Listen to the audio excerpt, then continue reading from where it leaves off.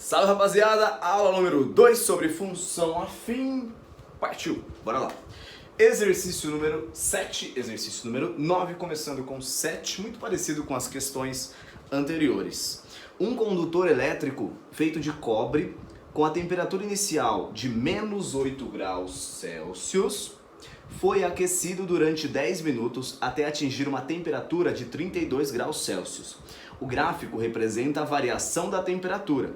Após quanto tempo, depois de iniciada a experiência, o condutor estaria a 0 graus Celsius. Então olha só, ele começa lá com menos 8 graus Celsius, passam-se 10 minutos e após os 10 minutos ele chega a 32 graus Celsius.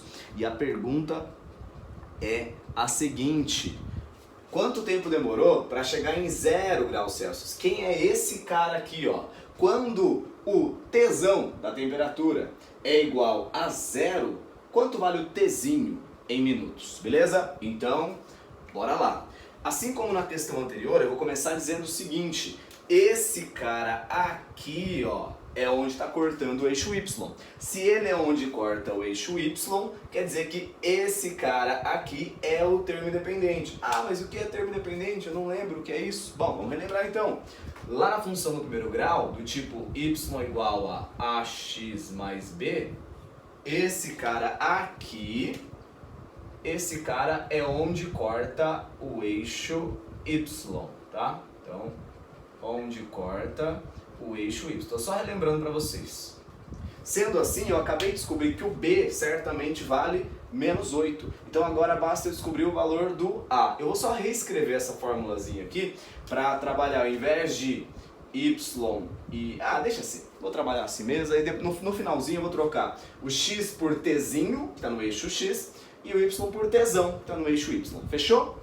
Para encontrar o a, eu vou usar uma técnica um pouquinho diferente agora das questões anteriores, que é a seguinte: o a pode ser escrito como ΔY sobre ΔX. Como assim? Delta? Delta de Bhaskara? Não, não. O delta aqui é de variação, tá? O que eu quero ver é quanto variou o Y e quanto variou o X. Então vamos pensar o seguinte: eu estou aqui no menos 8.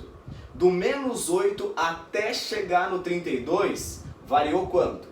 Alguns poderiam falar, é 24, porque menos 8 mais 32 é 24. Não, porque daqui até aqui variou 8 já, de menos 8 até 0. Mais 32, 8. Mais 32, variou 40. Então eu vou colocar que a variação do y foi 40, tá? Agora a variação do x. Quanto variou desse ponto até chegar aqui, ó, de 0 até 10? Variou 10. Então x, variação do x é igual a 10. Eu vou cortar 0 com 0 e eu vou chegar aqui, o a vale 4. Beleza? Bom, agora que eu sei que o b vale menos 8 e o a vale 4, eu sei qual é a função. Então eu posso escrever a função agora, beleza? Só que no lugar do y eu vou colocar tzão, no lugar do x eu vou colocar tzinho. Então fica assim, ó: tzão de tzinho é igual a, no lugar do a, 4, no lugar do x eu coloco tzinho e no lugar do b eu coloco menos 8. Essa daqui é a fórmula. Mas a pergunta é a seguinte: quando o tzão é igual a 0, quanto vale o tzinho? Então no lugar do tzão eu vou colocar 0. Então 0 é igual a 4tzinho menos 8, tá? Se você passar o 8 para cá, ele vai ficar positivo. Então 8 é igual a 4tzinho. E se eu passo o 4 dividindo, eu vou acabar chegando que o t é igual a 2. Então, isso significa que após 2 minutos ele chegou na temperatura 0. Essa é a resposta. Fechou? Vamos para a segunda e última questão dessa videoaula. Vamos lá. Questão número 9. Sempre esqueço, né? Vamos de novo, preciso ler aqui para vocês. Aí a gente começa para valer, que é o seguinte: para produzir 20 unidades de produtos, gastam-se R$300 e são gastos 350 para produzir 40 unidades. Considerando que o gráfico do gasto seja uma reta, ou seja, uma função do primeiro grau, qual é o número de unidades que se pode produzir com R$720? Eu sei que você aí que está me ouvindo agora, você gosta muito de regra de 3, porque todo mundo ama a regra de 3. Dá para usar a regra de 3 em função afim? Sim! mas depende do caso, tá? Como é que eu uso de maneira correta a regra de 3 da função afim? A maneira correta é trabalhar com variação. Como assim? Bom, 20 unidades, 300, 40, 360, tanto.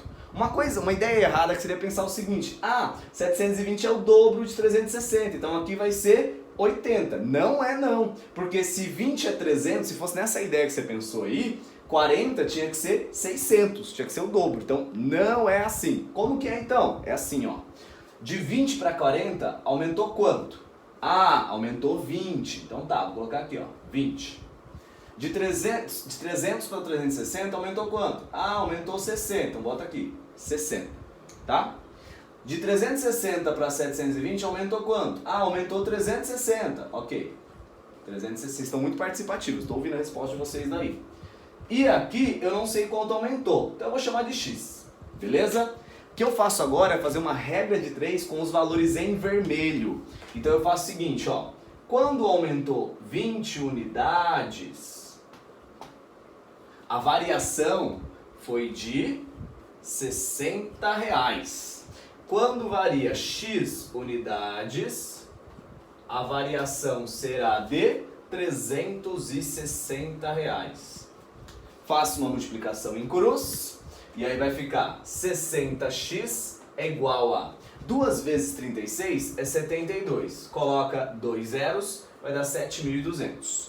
Vou passar o 60 dividindo, então o x ele vai ser 7.200 dividido por 60. Dá até para cortar um zero de cima com um zero de baixo, e se eu dividir 720 por 6 dá 120. Lembrando que esse 120 se refere a unidades. Então essa é a resposta? Não! Não é. Falta uma coisinha, que é o seguinte. O x é a variação. Daqui para cá aumentou x. Daqui para cá aumentou 120. Mas já era 40. Então eu pego 40, eu aumento 120 e aí eu chego na resposta. Então a resposta vai ser o seguinte. 40 mais 120. 40 mais 120, 160 unidades. Beleza, gente? Sucesso total, então. Espero que tenha contribuído aí, que vocês tenham entendido. Vejo vocês numa próxima aula e logo tem exercício para vocês treinarem isso daqui. Fechou? É nóis. Tchau.